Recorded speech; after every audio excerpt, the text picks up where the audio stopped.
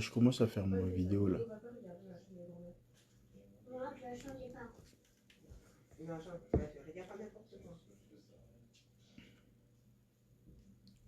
Ouais, Ingeta, Ingeta, Ingeta.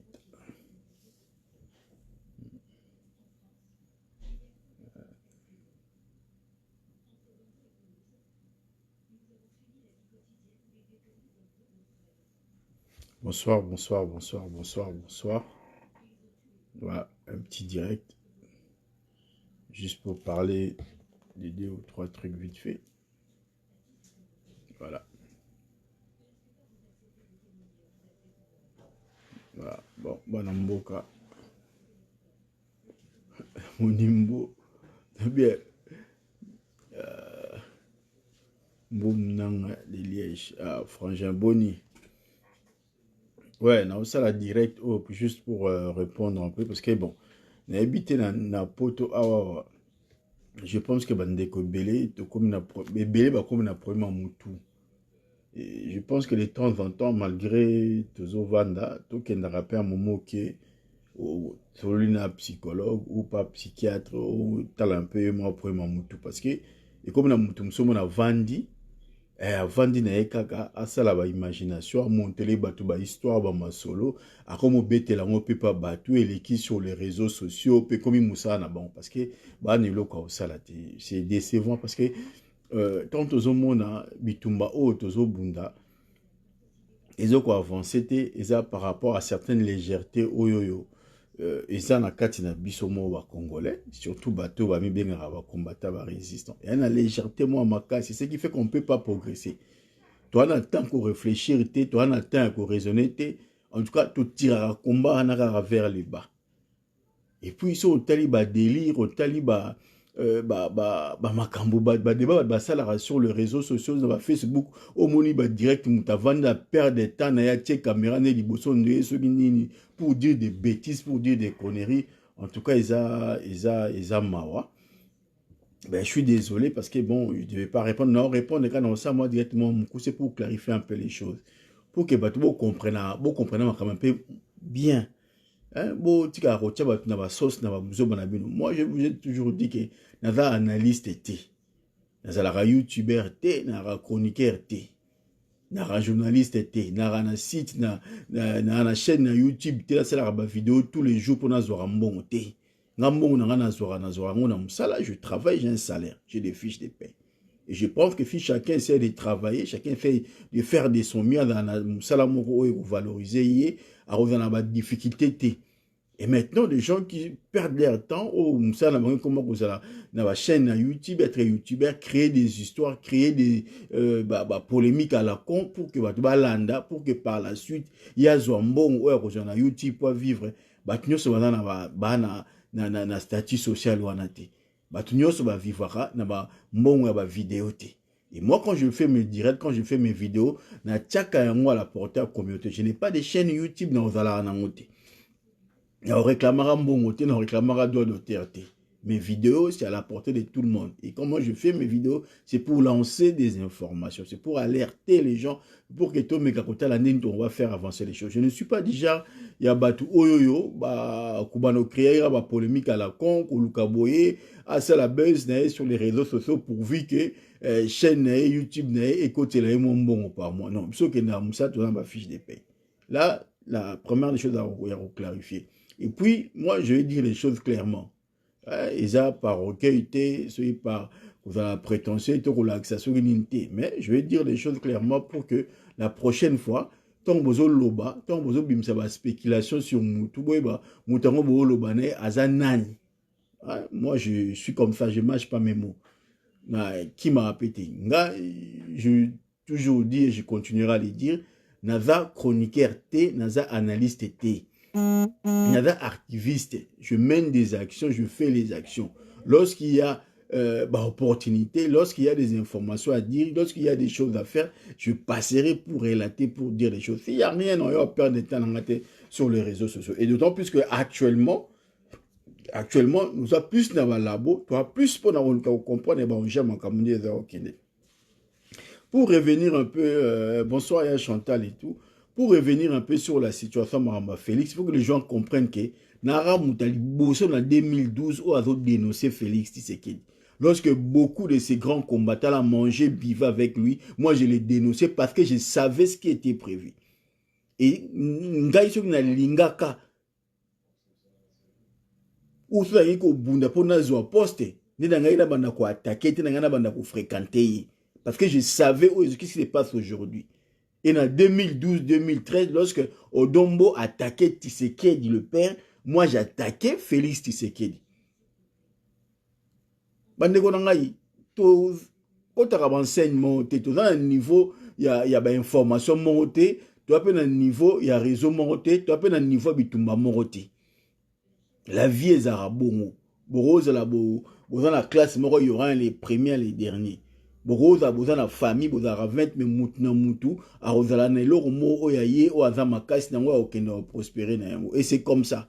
Même dans le niveau de combat, on est dans le combat, mais on est un peu comme ça. Lorsque moi j'ai dénoncé Félix, bah grand combattant et Belé m'a attaqué. Pourquoi j'ai attaqué Félix? Et d'autres, d'autant plus que d'autres personnes ne comprenaient pas. Mais pourquoi tu t'apprends à Félix, ton père est là, et lui il n'était pour rien? Parce que moi je savais qu'il était au coma.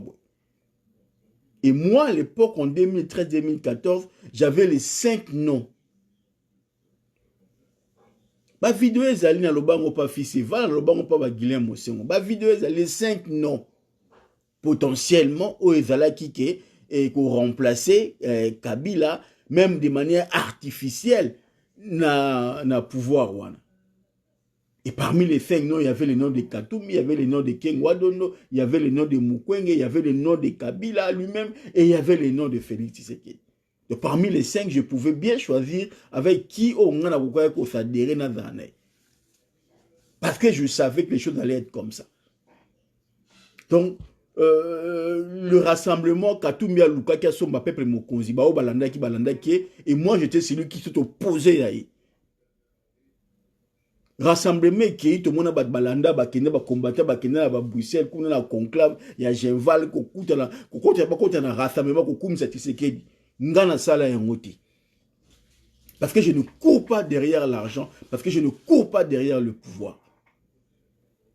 Ba sala la muka lo sala ba tout le monde ba bakenda na ba Bruxelles ko landa la muka ko na batikala o mona ngati.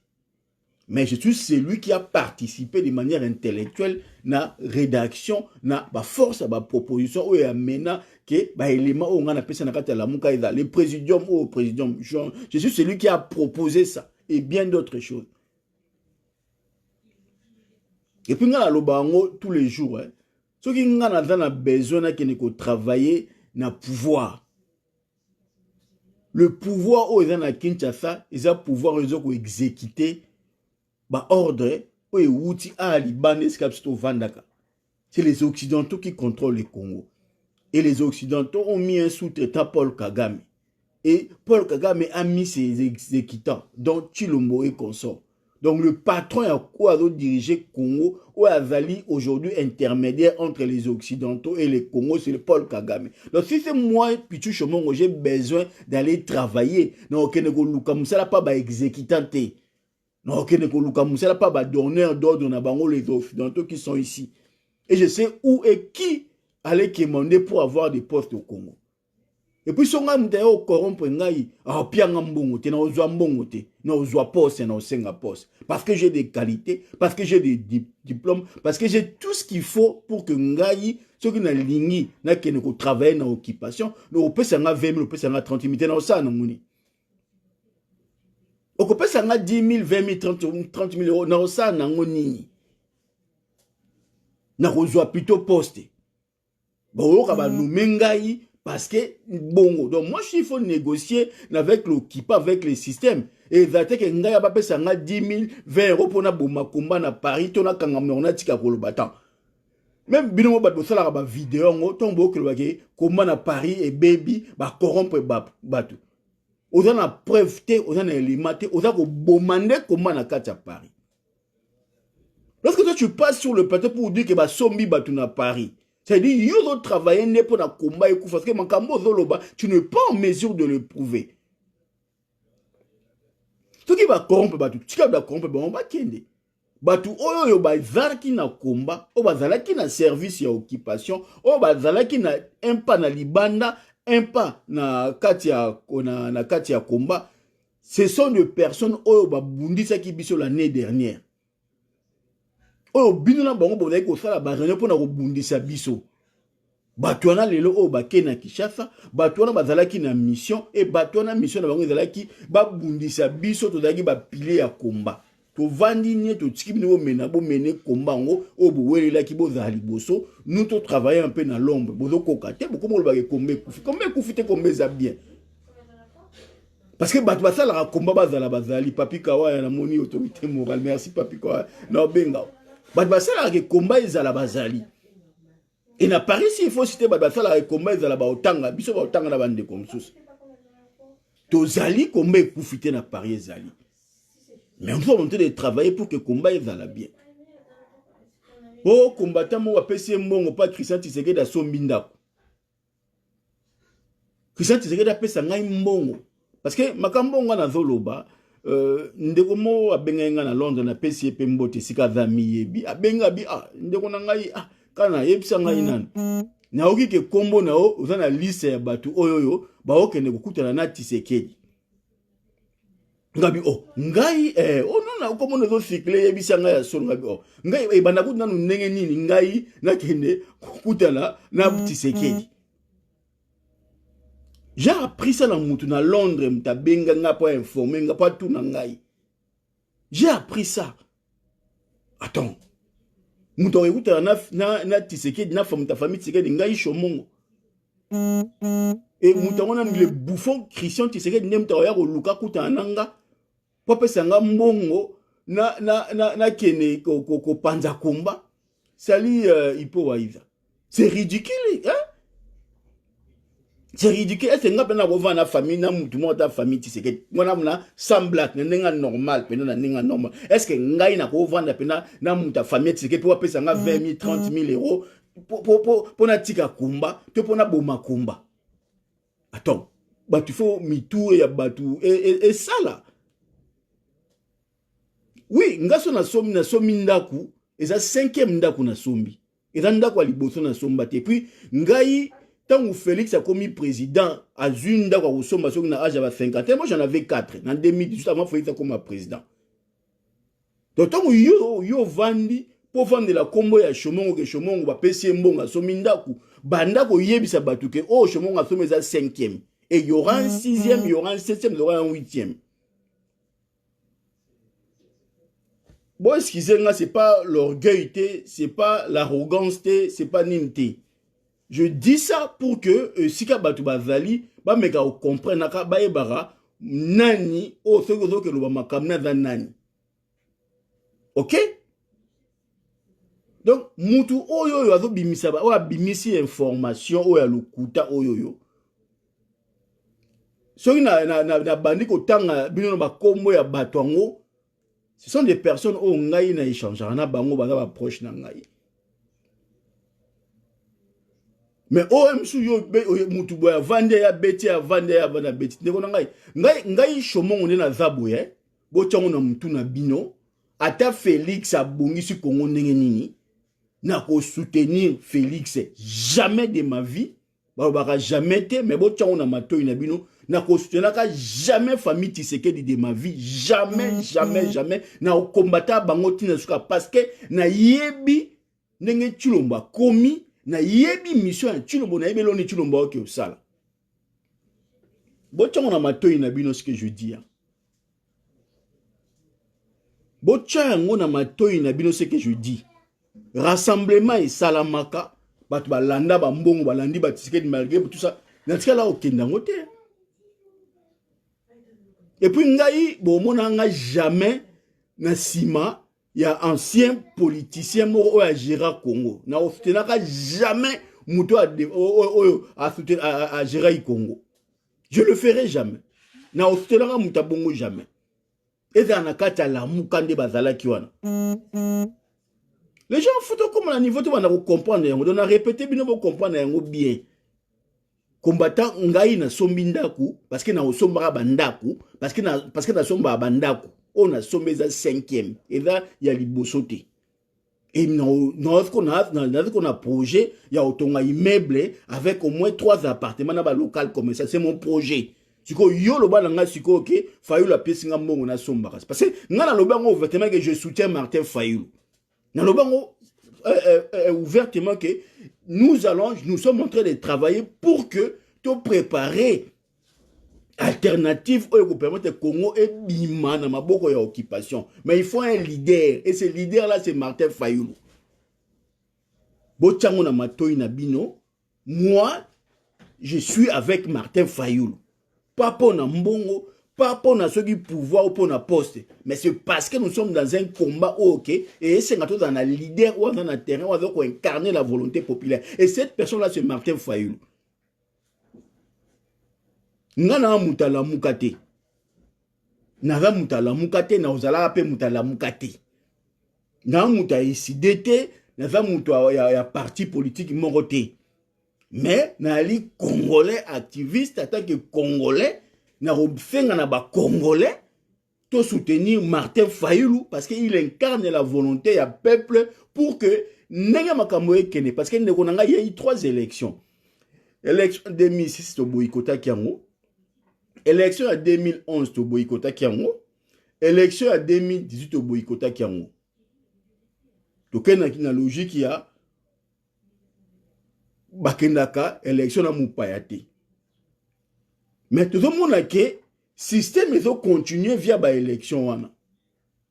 Maintenant tout ça a nini. Est-ce qu'il faut pas continuer ko banaliser et l'autre wana parce qu'il y aura des élections en 2023. Et je rappelle ça aux frères que les élections doivent être organisées 90 jours avant la fin du mandat constitutionnel. Moutou a le pouvoir l'élo à côté de la place Wana après serment le 24 janvier 2019. Ça veut dire 90 jours et le 24 octobre 2023 né de manière officielle, il faut ça la élection. Ce qui solution alternative est to bengani pouvoir en place le 90 jours avant, il doit y avoir les élections. Et bien, élection entre là 3 mois, 4 mois, pour pas emballer bison à jeu. Là, parce qu'on va endormir bison à Taliban qu'il n'y aura pas d'élection, il faut un enrôlement, il faut ceci, il faut cela. Tant que la dernière minute, il y a une élection, c'est pour ça que nous avons dit, on va créer la coordination de la diaspora pour les actions. La coordination de la diaspora pour les actions est alliée entité à la Moukate. Et ils appellent entité à la Moukate. La coordination de la diaspora pour les actions est alliée une coordination à l'action, il y a des Congolais au Bavivaka na étranger. La société civile. Et les actions vont tourner autour, il y a qu'à accompagner la personne qui incarne la volonté populaire qui est Martin Fayulu. Quand on bunda, ça dans tous les sens. Pour battre coordination à la diaspora pour les actions, et ça là, si ma la mouka, si ma leader na bon, on a non. Coordination à la diaspora pour les actions et qu'on soutenir l'action au peuple à tombola qui Martin Fayulu. Donc, nous, au niveau de la coordination de la diaspora pour les actions, nous devons prêcher pour que la option, parmi les options que nous avons mises sur la table, dans l'hypothèse, il y a une élection, on partira sur l'option à Martin Fayulu. Dans l'hypothèse, il y a soulèvement populaire, il y a qu'on mobilise le peuple. On partira sur l'interlocuteur, sur la personne de Martin Fayulu comme le socle. Il y a combat à volonté populaire. Et nous sommes en train de travailler sur là-dessus. Et on n'a pas l'étiquette politique en soi. On a ça à politique. Je suis dans un combat politique, mais je ne fais pas de la politique. On a fait la politique politicienne. On a besoin de bon pour l'enrichissement. On a besoin de bon la mouka na 6h du matin qui est le fiche de paye. On a eu perdre de temps, on a retourné à Chomon à Vimbongo, à PC Mbongo, Mitala d'abord Yomoko, au Kenaro Luka Moussalati. Tu vois, au Zambon wap. Ba fiche de paye au bino négligaka. Et ça n'a pas valeur moko ya makasi. Biso néglige la fiche de paye. Tu es bien important sa fiche de paye. Tu es bien ni mboke tambola. On a besoin ya Moutape Sanga Mbongote. C'est pas un bouffon, il y a Christian Tshisekedi ou un gigolo qui n'a jamais travaillé dans sa vie, qui a toujours été hébergé par des femmes. Il y a même au Congo qui n'a pas fait Sanga Mbongo à Congo. Christian Tshisekedi ne valent rien du tout. La famille Tshisekedi ne valent rien du tout. Depuis, va vivre en Mbongo à Congo, en Mbongo à l'État. Et Moutabongo ya au Congo, en Mbongo ya Congo. Et vous pensez vraiment que ça va se passer comme ça? D'ailleurs, juste, pour vous dire, on a moutou. Ce qui est aujourd'hui, ce qui est corrompu, moutou ya ko tinda ya ko lukangeza Masamba Kinwani, a tinda Christian Tshisekedi. Ce qui Félix a besoin de lukangai, ce qui Félix a besoin de corrompre ngai, a passer par Masamba Kinwani, a passer par Naniote, a passer par Christian Tshisekedi a lukanga. Pour estimer ba te ba bien. Ba o tinda ta taliban moko ta poussa na pembe nanga. Ba bien. Donc, ceux qui ont besoin de vendre bozo loba, bozo linga bo tchaka batu, bo talaka batu na komba, bo tali mutu nini oyo boko simulé na likambo. Tout ça, to lojaka na enseignement ti. Moi, je sais, place nini bazwa ba décision au Congo. So inga na zana besoin na kota na système, na okeno leka na sima Christian Tshisekedi te. Na okene ko luka pa Congolais mongo te pa Kagame te. Na okene ko luka pa ya bateau apesa bango ba ordre to benga ba décider parce que na yebi ndenge makambe fonctionne. Donc ceux qui na sala ngote c'est pas parce que pour naza zoba to parce que naza na ba retraité ou quoi, parce que je suis un patriote, parce que je me bats pour que les choses s'améliorent na mboka nanga. Je ne me bats pas pour ngana zo poste mais na sina zo poste.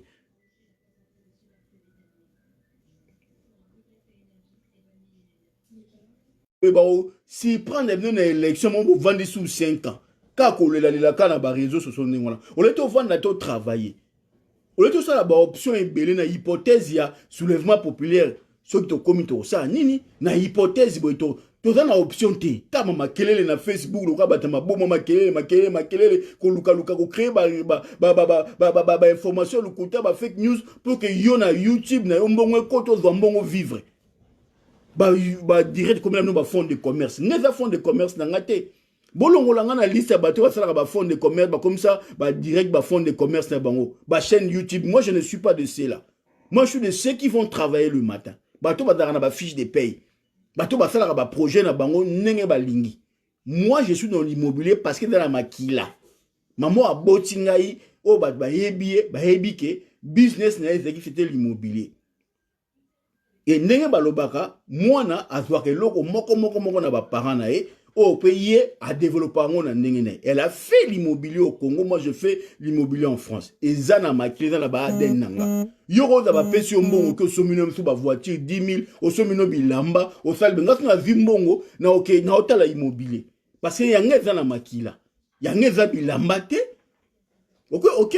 Et puis nga ba Congo penga na 35 000 te. Ngaba okompo so ngoko openga il faut yo o triple biloko ngana zana yango. Ça dit ngana na Nissan X-Trail, na Nissan Qashqai, na monospace Peugeot 5008. Donc ce qui yo lingo corrompenga il faut yo pesa nga des Peugeot 5008 parce que triple biloko ngana zana yango, il faut pesa nga des Qashqai, il faut pesa nga des X-Trail. Donc so na 5 ndako faut ba nga 10 mais comme 15. Donc ça veut dire ngai estimation au corrompenga ça vaut des millions. Il y a 20 000, 30 000, parce que j'en ai sur mon compte. Il y a 20 000, 30 000. Et puis, lorsque nous avons commencé, sombi combat, 20 000, 30 000, ma combat. Kita combat valeur. Et moi, ce qui m'énerve encore davantage, quand il y a battu, combattant, 10 000, 20 000. Ça veut dire, niveau, n'est-ce estimaka, n'est-ce comment vous allez estimer bino combat, 20 000, 30 000. C'est dire que à un niveau, tu vas détourner des milliards de dollars, tu vas détourner 400 millions comme ça, mais bino, comme koufi pour 20 000, 30 000. Tel un niveau où il y a CO bono ba yo baisser combat. Tel un niveau où il y a CO ba quitter biso. C'est pas bolo ba combat koufi. Parce que lorsque vous dites n'importe quoi sur le combat à Paris, lorsque vous diffamez, bon c'est information le kuta. Mais c'est bon c'est la mon intention. Il y a qu'à détruire le combat à Paris. Il y a qu'à bomber le combat à Paris. Parce que ma cambo yo vandi, on a direct, on a la preuve, il y a le cambo monté. On a la preuve, il y a le cambo monté. Donc, combattant à son minda, mais ça 5e. Et il y a des liboso, parce qu'il y a na HLM, tout le monde a un logement social, ton unité. Et ça 5e. Parce que ça business, parce que ça projet, parce que il y a un ADN nangama qui l'a kosomba. Na on continue à kosomba, na on continue à kosomba. Mais na osomba on a mon pouvoir. Te mkonga na on pouvoir, na on a 7, 8, 10 déjà. Il y a des gens qui continuent à pouvoir pour qu'ils s'enrichissent. Je ne suis pas de ceux-là. Ceux qui demain na on continue à pouvoir, na on a responsabilité, ça va être pour servir mon pays. Botika mutema mabe. Boza ebele, boza gentillesse na munoko, mutema mabe. Et qui mute à ma benne à bino à commission ba gris et qui mute à ma benne à bino na bo progresser na vite. Bozala kande bo tilingana à gauche à droite songi au moins mutu msoso comme mukolo mais songi le roi mona mukie donc hôtel âge na odo kene ba 60 ans le qui 60 ans aux abdon songi le roi mona mukie yo mutu msoso na zape jeune mais au lukata musala te na poto ba au salate siko bato ba sala ba zo réussir ba ça ba projet na bango siko yo et soit onani. Va travailler, cherche du travail. Va travailler aux solutions. Donc, maman, fait pas pèse information le kuta, so va pèse likambo, so yo lingara Congo, so lingara batu, benga batu. Et je salue la sœur qui m'a appelé dans Londres pour me dire que na yoki batu bazolo bake, boye, on a la liste ya batoyo. Ceux qui Christian, ceux qui Félix, azo mona na kata diaspora. Oh, dans la liste, on a évité qu'elle existe. Moi, je ne parle pas parce que je suis en train de travailler. Je ne suis pas une boîte à idées. Na expliqué bino que na kolobaka susu makam na olobate. Na kolobaka susu makam na oloba na direct parce que tout oloba ah sali z 0 bilel. Ceux qui n'ont loba makambu nyoso na oloba, bango bazo zwango kuna ba travailler nango. Bato ba bofinga yibiso na février to bunda makamba ba combat fédéré, bo finga bato. Parce que bo lela fiko combat comme kufi poani. Parce que ba tikela bino bino finga ba do sali ku ba réunion, bo mekape bo ba tikela bino bo sa ba gano ba tikela no mena bo mena comme. Parce que bo lela combat kufi poani. Parce que bino mbo sala combattre. Bato ba sala combat bazali ba sala on combat kufite. Nous sommes en train de travailler. Et donc, je réitère et je dis, la coordination de la diaspora pour les actions est Zali antenne ya la Mukate. Et aux Alapes antenne à la Mukate. Et aux Alapes subordonnés na ba lieutenant à ba terre politique. Et je dis ça. Ce qui m'a fait la ambition politique, alors ça, on a quatre parties. Si on a la carrière politique, on a la plateforme politique. Nous sommes de la société civile. Nous sommes dans une démarche pour soutenir les choix exprimés par le peuple congolais. Martin Fayulu, qui incarne la volonté populaire, qui incarne l'espoir du peuple, et Yangoto Lingi, force du peuple congolais. Avant d'aller banda, auto sangisi, on a coordination et action. Et accompagner. Il n'y aura pas d'interface entre nous et le président, il y a peuple congolais ou Pony. Et l'interface entre nous et Martin Fayulu, c'est son cabinet.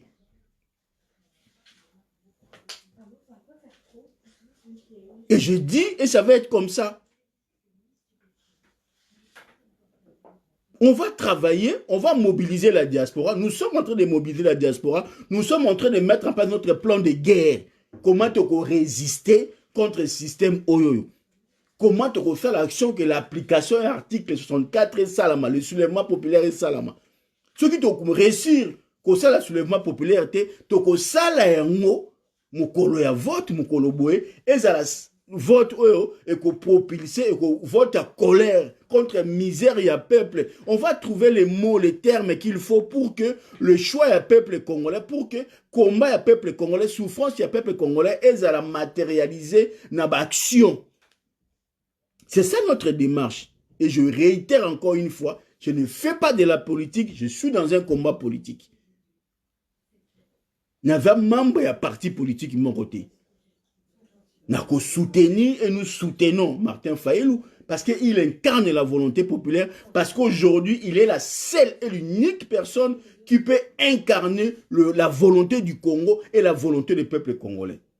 Donc, ce qui est l'élection, vous avez la lobby parmi les options que nous allons mettre sur la table, nous allons travailler l'option élection, nous allons travailler l'option article 64, nous allons travailler l'option diplomatique, nous allons travailler l'option sociale. Parce que aussi, il faut qu'on soit aussi présent dans le domaine socio-économique, social, culturel et tout pour que tu réveilles l'esprit du peuple congolais. Pour le peuple congolais, prêt à révolter dans le bulletin, dans l'action populaire. C'est ça notre combat, notre démarche. Donc, bon, dissocier dans le combat politique. Et puis, politiciens, il y a un chemin à biso. Il y a coordination de l'action pour nous empêcher d'atteindre l'objectif de biso. Nous avons écrasé. Nous avons écrasé. Donc, on a moni que hier a mené combat qui politique, a réunir diaspora a osama kamne à Sali. Nous allons travailler en tant que société civile, en tant que peuple congolais. Il y a on a 5 na bande konyoso, ou a dans étiquette politique té, ou a dans besoin na subordination, a lié na parti politique moroté. Nous avons mis la coordination de la diaspora pour les actions en Ngouana. Et ça, bateau baza personnalité, bateau baza indépendant.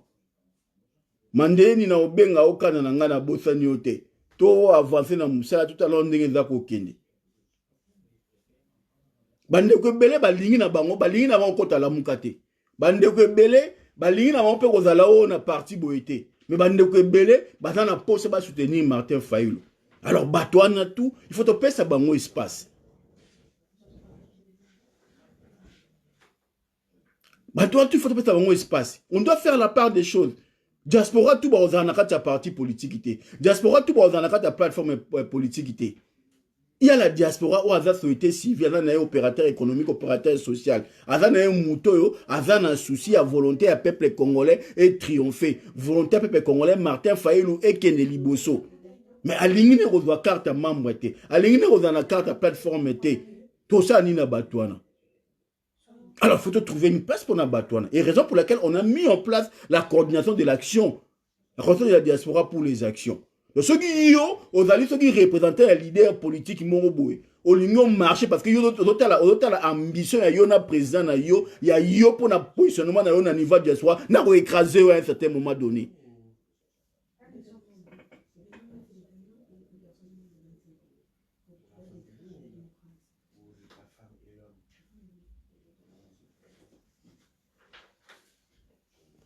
Jean-Marc Bonengue. Ah, tu as monté tout ça, papa. Au lieu de perdre de temps, on a Facebook, on a Namagamnanga. Que ne vous là où est essentiel, pana, yo pour na Congo bongaka. Ceux qui ont Congo, ils ont bongé bien.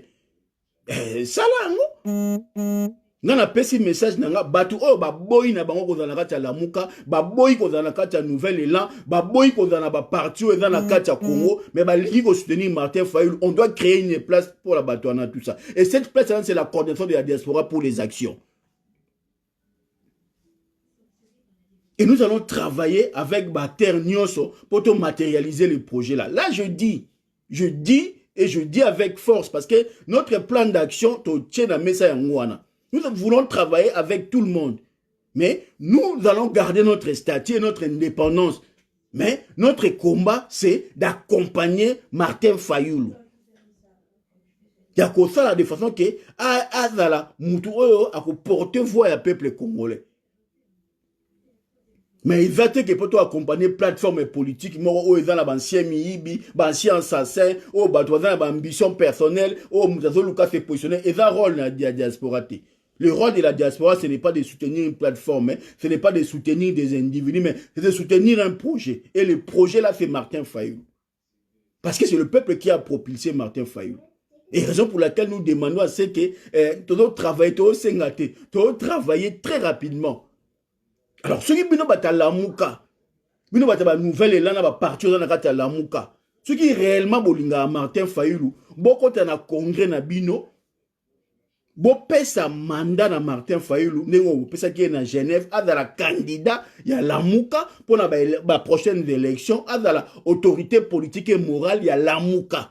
Ceux qui ont la nouvelle élan, ils ont réellement Martin Fayulu, parce que Bouskalika a décidé dans la nouvelle élan. Maintenant, le basco na bino bata la nouvelle est là parce que bino il faut bon ma projet wana parce que ce bata décidé ba memi projet wana bo bimonde bata décidé pour d'abord défendre mutu na bango. C'est quoi bino bata nouvelle est là, je m'adresse à vous parce que la muka est là qui corps est là qui composé na ba leader tout ba longo et kali batumi balé muzitu na failu muzitu aza muta nouvelle est là. Failu aza muta décidé mais Failu ne peut pas prétendre ko fenga eloko ko pousser à Keliboso bino bata nouvelle est là. Oh, bonjour, Lucabo coordonné, coordination diaspora pour les actions. Bon, ça, la projet, il y a transformation à la Mouka. Ouais, que ça, la Martin Fayoulou, autorité morale. Ouais, que ça, la Martin Fayoulou, a dans la candidat, il y a élection sur les alliés. Oh, bino ndima, bon, ça, la allégeance. Bon, banda d'abord, que ça, les locaux, avant bino bo Lucabo, banda ko tcha zolo, la mouna kata coordination diaspora pour les actions. Avant de nous bâton dans le roue. Sinon, dans la guerre, parce que nous vous disons que c'est ça la réalité. Bâton nouvelle est là, bon ça la projet à structuration à la Mouka. Parce que Mouta, bon ça la projet à structuration à la Mouka et à l'Ika, père fondateur à la Mouka. Ba personnalité wana ba tout ba longo tkalika afailu na muzitu siko muzitu yona batuna yo bo ça la projet ya structuration à la muka o bino boko peut désigner Martin Fayoulou comme étant l'autorité morale comme étant le candidat officiel. Voilà, et puis vous allez mettre en place ma commission un CENI, ma commission un programme, vous allez mettre en place tout ce que vous voulez pour que le projet, il y a 2023, si jamais option en est ali, et elle a déjà acté maintenant. Tout elle en a 6 mois. Bah, coordination tournante là, et ça, coordination qui permet de tout que nous cicater. Ceux qui ont mouru, tu vas la coordinateur à Libéla, tu peux rester le coordonnateur à vie. Mais, d'accepter que Martin Fayoulou soit dès à présent dans le congrès organisé à Dala, les candidats naturels. Yalamouka a incarné l'autorité morale et politique Yalamouka. C'est ça, oyoyo, et on l'a que bino réellement, Bolingi, Kozana Martin Fayoulou, et Bozana Martin Fayoulou. Ce qui bosali en côté. Bon, Luka Boya Rako Bundisa, ok, coordination diaspora pour les actions, il faut en akati à la Mouka, na au Panzabino. Coordination diaspora pour les actions et kozala na kati ya la Mouka te et kozala entité autonome indépendante mais qui va collaborer avec la Mouka, qui va collaborer avec la structure politique nyoso na kati ya la Mouka mais qui aura pour une mission à Liboso ya ko propulser bitumba ya peuple ou eza ko incarné par Martin Fayoulou point barre parce que on a vu des choses avec la Mouka. On a vu des choses avec Bactère politique Nebiso. Qui aurait cru que Jean-Pierre Mbemana Katumbi va au côté de l'union sacrée? Qui sait demain mon kamini nekoleka? Donc, nous avons un mouton, nous avons un banquité. Nous avons un mouton, nous avons un kessara, mais ce qui est l'équipe n'a bétiango. Donc, on a zolo baboye, c'est parce qu'il y a trop de bâtons dans le roue, et il y a trop de bateaux circulent sur la commune, et je vais mettre fin à ça. Sur tous les plans. Donc, ceux qui ont Luka, au soutenir, tout le Congo Kende, soutenir Congo Kende, tchaba ambition dans le personnel, nous pandi, n'ayez biso tchaba to bouma ambition na biso. N'ayez to lobike, to sangisa la diaspora, oyo aboy na dans la parti politique, mais oyo lingi à soutenir combat, ya Martin Fayoulou. Parce que likamou ya Martin Fayoulou et likamou ya peuple.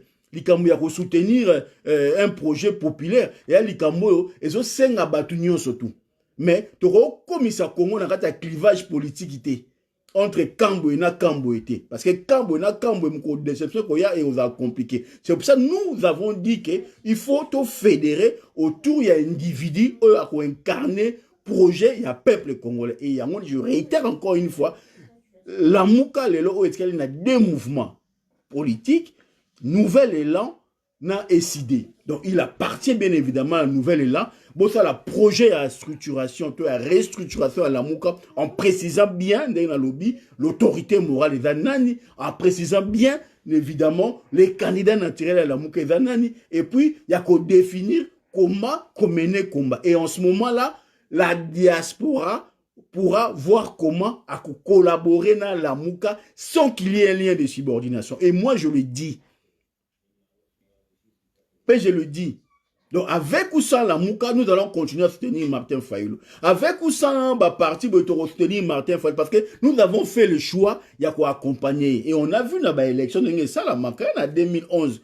Martin Fayulu a dit dynamique et du président. C'était pas dans l'UDPS. Ils ont soutenu Martin Fayulu. Donc, il y a aussi des gens, bah, n'ont pas forcément envie de faire un parti politique. Bah, un parti politique, mais ils veulent apporter un plus pour combattre Martin Fayulu. Donc, il faut qu'on donne l'occasion à ces gens-là. Il faut qu'on accompagne ces gens-là, tous dans la corporation. Et raison pour laquelle nous avons mis en place la diaspora, la coordination de la diaspora pour les actions. Mouta Moutessika, d'ailleurs, en Suisse, maman Madeleine, au récupéré en haut. Maman Dorka, tu peux récupérer. Oh, dans les États-Unis, dans la Suisse, Moutna Moutou, after l'environnement, naïe, oh, azanango, n'engeni na koko récupérer, par naïe à responsabilité, rôle ni ya koko jouer.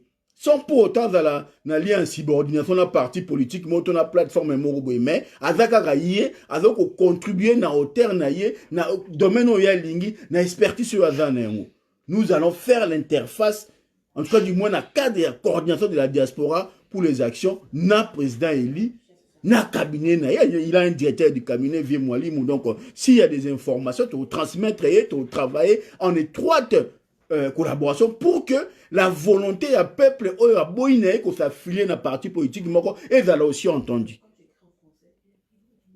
Donc je pense que pour avancer sur ce point, on a la coordination de la diaspora pour les actions, tout résumé. Maintenant, sur la structuration à la Mouka, on attend voir un nouvel élan à ça la proposition.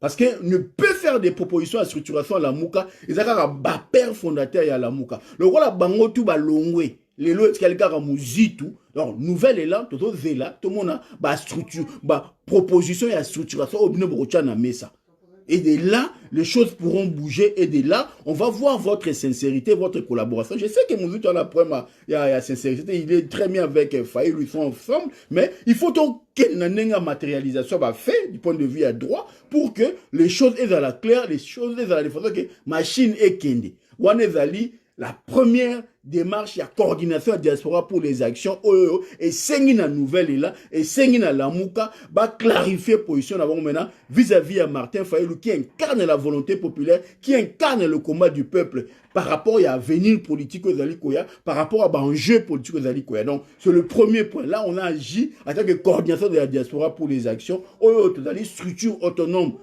réserviste. Tozal mais tozal raté toi rana rata réserve so yindi to bimi son message yali to bimi. Donc là je clarifie un peu les choses et je pense que sur ce point là na zokata direct na na koki na commune Souka donc il n'y a rien na retravailler ka jamais na Chilombo na ko soutenir ka jamais na Chilombo na ko vendre ka jamais na bouffon Christian Tshisekedi ensemble na vendre na déplacement pourquoi et ça la maraté je vous dis que ça la maraté et puis ce qui ngai parce que mouton a sola na yé o aza ami na ngaza na cabinet à Félix et à Massamba Kinwani. C'est un frère, c'est un ami o to lia ba semoul place moro na ba mbisa okauka na ba mbinzo tout ça. Donc c'est un ami et frère. Donc so moni Massamba ya na mir na ngai ko critiquer ko sala ba commentaire nga sala c'est parce que c'est son frère. Donc so mon na kendra na makamne na o critiquer parce que depuis que tu as un frère. Donc ce qui il faut monter au corrompre ngai et aux années mtu chilomba otine za mtu msute parce que yana mtu msute oyo na siège à Félix a koza audace ya obenganga to ya pousse la pembe na ngai mais Massamba peut le faire parce que c'est un ami, c'est un frère. Donc ngai na mtu na machaba moté ngana mtu so nga lobi ke na ke travailler na pouvoir na lobango ouvertement ke na comment travailler na pouvoir na ozate ko na vanda pourquoi je suis libre. Mais je rappelle encore une fois que na chroniqueur T, na analyste T, na youtubeur T. Na pas na chaîne YouTube T, na faire ba direct tous les jours pour na voir mbongo. Non, na avoir fiche de paie na 5h du matin na kemusala ba foutinga fiche de paie na na faire makamnanga. Donc bon luka ngate na ba corruption na mnone bozana ngwana, mais bon beta maso na cadre makamususu. Donc moi j'ai des fiches de paie, moi je travaille. Na la avoir socialité, na dépendra na socialité, na tra au logement social PT. Parce qu'on va HLMT et ben on rappelle que dans l'école privée. D'abord comment pousser les camarades à dévoiler la vie na bango pour que vous compreniez le statut social au bazar non. Ce yo au dépendra na social, ce yo dans la problème psy, ceux qui ont un problème psychologique nao luka ba pesa au traitement luka so do luka mbongo nao luka mbongo na yo na ndenge na yo sala ba YouTube nao sala ba direct na yo koya ko luka to bebisa komba na Paris. Comment na Paris ba sombi yango te ba pile ya komba ba Zoro Bilel ba Stema Nzembo ba Ipo Waiza ba ya Jenny ba Papi Kawaya tozali France komba ezaka ndenge ezalaka nde tozalaki tozala biso bien tosimbi komba ba pile ya komba tozoyenga asima po mo ba vungise kisa ine to tiki musko bo tsengi makele to tiki no mene komba boko mene komba te bonzela to récupérer ma solo ton moment roya et puis to tia machine en marche donc combat on a maboko na biso ka ndenge zalaka ndenge tikala maboko na biso parce que makambese katanara le 11 novembre il y a eu le 11 novembre 2019 to mona nini Paris kabona gida trois forces ndenge zalaka ba msu bazaki na Stalingrad ba msu bazaki na Ourk na ba bazaki na nini na porte de la Villette to monaki place du peuple abimaki place du peuple azalaka donc polémique on est ceci là donc ba makele ba bazo luka ba créer ba diversion pour ba luka netika ba diminuer et simbate pour toza donc voilà ngai Félix a opesa mbongo Congo te pona ke somba ndako na somba bandako ebele libosa Chilombo somi mbongo ndako na mbongo Congo nga somi mbongo ndako na mbongo mutoki na nga ya boy. Voilà, donc j'ai fait don là, il y a évolué dans l'immobilier parce que ma mère elle avait ce don là et na zu don là on continue na. Nous t'avons na don na yo ozambo on so une voiture. On so ozambo on a so une bilamba. On so ozambo on a qui ambiance. A koti ba mabala. On so ozambo on a atini na kin so qui peut que ça commerce. Ya ngambongo so na zu immobilier. Mabele. Libanga. Donc, nous avons 6e, nous avons 7e, nous avons 8e. Donc, bon, tchanga na liste na bino anate, na vakunate ngala na bien. Na bien, tu continuer bitumba. Donc voilà, tu refais la vidéo pour dire des choses, tu refais la vidéo te, tu vas chapeau dans l'exara tant quoi misé galerie pour tout ça là-bas, tu côté ba mbongo na ba YouTube, na chaîne YouTube te. Na varana na ngote. Ba vidéo na nga ba bilo na nga ba tu bazwara pour ça na onde bolingi. Donc voilà. Donc merci on va suivre un gars. Donc on reviendra le 15 dans qui plan de guerre au Salama. Donc voilà, nous sommes la coordination de la diaspora pour les actions, combat fédéré. Nous allons travailler avec la société civile, avec les personnalités, avec les opérateurs économiques et sociaux au bas d'un niveau de la diaspora pour que tout matérialiser la volonté exprimée par le peuple congolais. Point barre. Et la volonté du peuple congolais est incarnée par Martin Fayulu. Donc nous allons faire nous allons travailler en synergie et en étroite collaboration directe avec Martin Fayulu ou son cabinet et il n'y aura pas d'intermédiaire entre nous, il n'y a pas d'interface entre nous. Mais nous allons collaborer avec les acteurs politiques au niveau de la diaspora, au niveau de la démarche. Donc nous avons donné, au nom de la coordination de la diaspora pour les actions, nous avons donné un premier devoir à la Nouvel Élan, le parti de Adolphe Muzutu, de faire des propositions de structuration, de restructuration de la Mouka. Tosengi na Nouvel Élan, le parti d'Adolphe Muzitu, de nous faire des propositions de restructuration de la Mouka. Et cette restructuration doit porter principalement sur la désignation de Martin Fayulu comme étant l'autorité politique et la désignation de Martin Fayulu comme étant le candidat naturel aux prochaines élections. Et c'est ça pour nous la première structuration. Et deuxièmement, ceux qui nous disent que la coordonnateur à la Mouka vit, ce n'est pas un problème, mais les écrits voilà, vont définir le rôle et la place de Martin Fayulu dans cette démarche. Nous avons déjà fait des propositions en son temps. Où ils avaient dit que la place de Martin Fayulu devait être discutée. Ils ont des éléments. Donc, travaillez sur ça. Au lieu de contrôler la diaspora que vous n'avez pas la maîtrise, que vous ne pouvez jamais contrôler.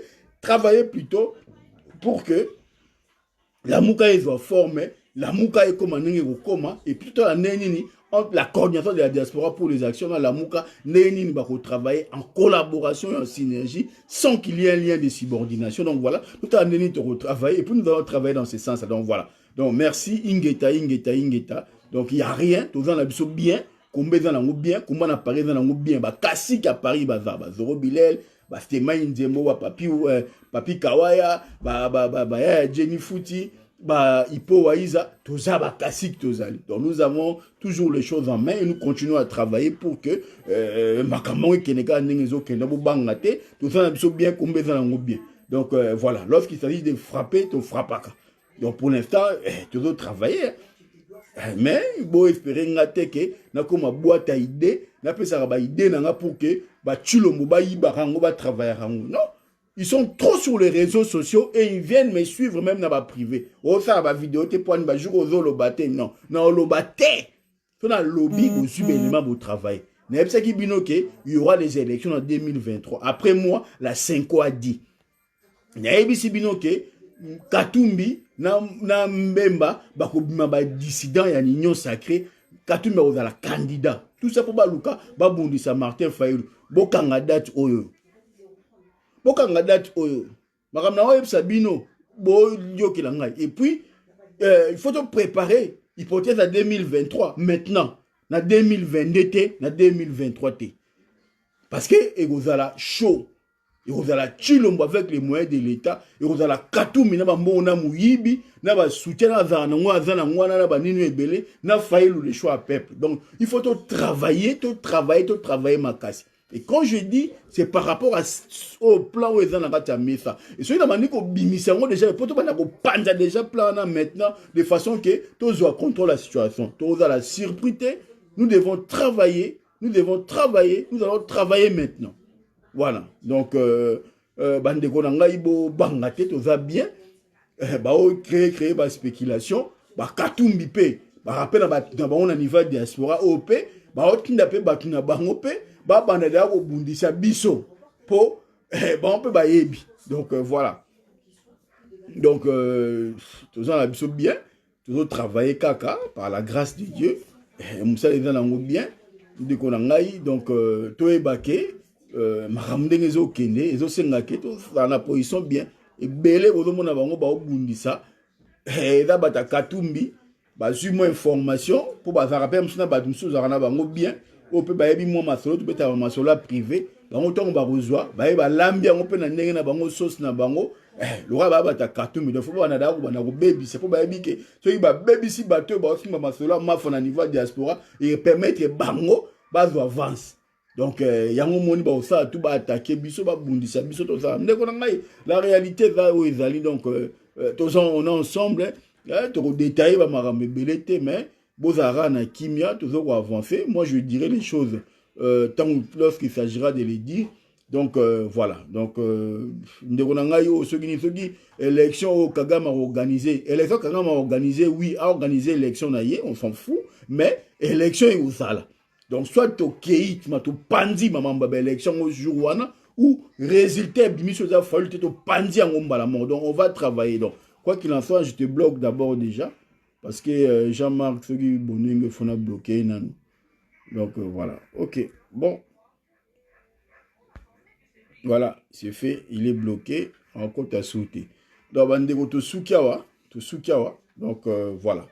Donc, bo, ba disrait bisoté. Tous allés sur tous les fronts. Tous allés sur tous les fronts. Parce que tout qui est toujours avancé. Bah, mais ma biso n'a chemin élection. Et la meilleure façon de jouer ces jeux-là, c'est nous organiser. Tous organiser. Et l'organisation, c'est maintenant. Et nous n'allons pas nous organiser dans 4 partis politiques, mais tout organiser na libanda ya bapolitique la plus efficace ce qui biso la coordination de la diaspora pour les actions tout ça autonome parce que les politiciens on a vu le politicien congolais nini ba bloquer Martin Fayulu on a vu comment la Mouka a bloqué dynamique ya Martin Fayulu pour émerger donc les lo biso la diaspora to ko kota na kata corporation politique moto ko étouffer biso. Donc il faut toujours bras armés, bah réserviste et mafa, bras armés wana o ezali ke to même makam ndenge biso lingi ezala, neto lingi bitumé ezala. Et c'est à nous d'équilibrer les rapports de force. Parce que la diaspora pèse plus de 10 milliards. C'est à nous d'imposer le choix, c'est à nous d'imposer les schémas et l'imposition bah choix na bah schéma et que vous allez fonder sur notre capacité, sur notre mobilisation humaine, financière et matérielle. Et là, on a encore le temps de se préparer, de s'organiser. En tout cas, dit Maman Dorcas et Mandeline, moi je compte beaucoup sur toi et je sais que patriotisme on a bien tout à la n'engeni to fédérer, n'engeni to construire des marches na synergie. Et on doit travailler sur ce plan-là, sur ce volet-là parce que les a volé oyoyo, yangone mutu et comme il faut bloquer un peu Congo pendant 5 ans. Et le peuple congolais fait que l'élection les cas va na comme l'élection il a dit. Ce que l'élection les cas va na kanima bo comme l'élection. Maintenant il nous appartient à nous de faire en sorte que d'anticiper les choses sur le plan diplomatique, sur le plan économique, sur le plan social. Et là, il faut qu'on le fasse maintenant. Et c'est ça le rôle de la coordination diaspora pour les actions. Tu vas lier na parti politique mon côté, tu vas lier na plateforme mon côté, mais tu vas lier na Martin Fayulu, le choix du peuple congolais. Et c'est ça ma démarche. Bitumba musu no bunda foto e bango no bunda na ba politicien ba lieutenant ya ba représenter ba parti politique parce que bango ba olinga ke biso dans la kati ya lamuka po bango ba gérer biso po bango ba gérer diaspora non tozali bande lamuka tozala force d'appui à Martin Fayulu nto changer ngwazati eza bon parce que bateau nga na osolola parce que la diaspora a boiné kozana sima parti politique diaspora lingi a soutenir choix ya Martin Fayulu acha ba moyen na pour que Martin Fayulu ake liboso et diaspora là ce que bo tia ba en place ni donc si on t'a continué la mukata ça veut dire à vate non il faut qu'on tienne compte à Baspé wana Tshisekedi en 2011 il y avait des soutiens internes Tshisekedi Tshisekedi fort président.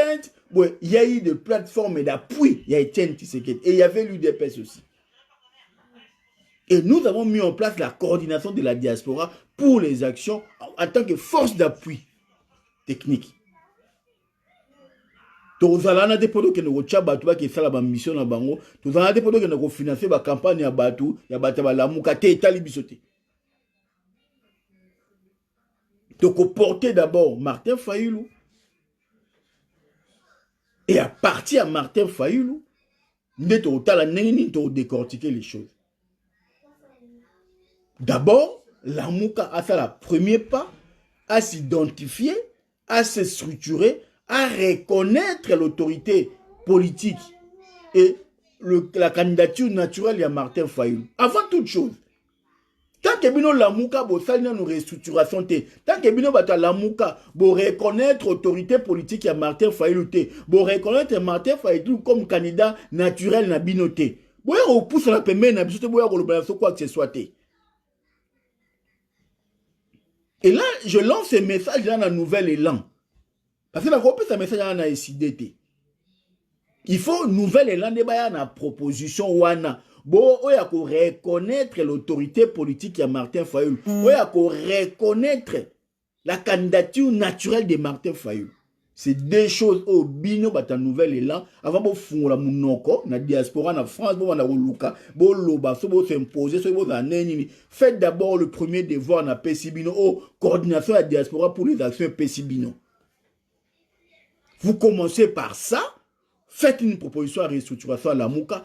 Confirmer l'autorité politique de Martin Fayulu, confirmer la candidature naturelle de Martin Fayulu et après on parlera, après on discutera.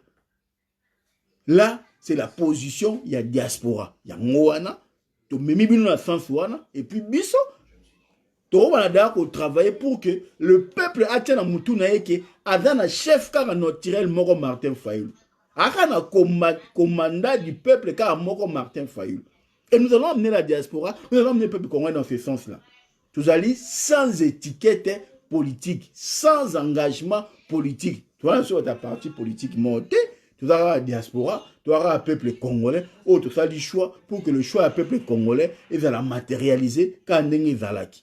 Tout ce qui est là pour l'élo, et on attend la suite, oyoyo, bah tu as nouvelle élan, bah on pèse à biso, bah on sala biso, par rapport il y a Nengeto Sengina Bino Nouvelle Élan. Pourquoi? Parce que Adolphe Mouzito fait partie de Alain de Père et à la Mouka, au Badali, na qualité, il y a que ça là, bah proposition, il y a structuration, il y a la Mouka.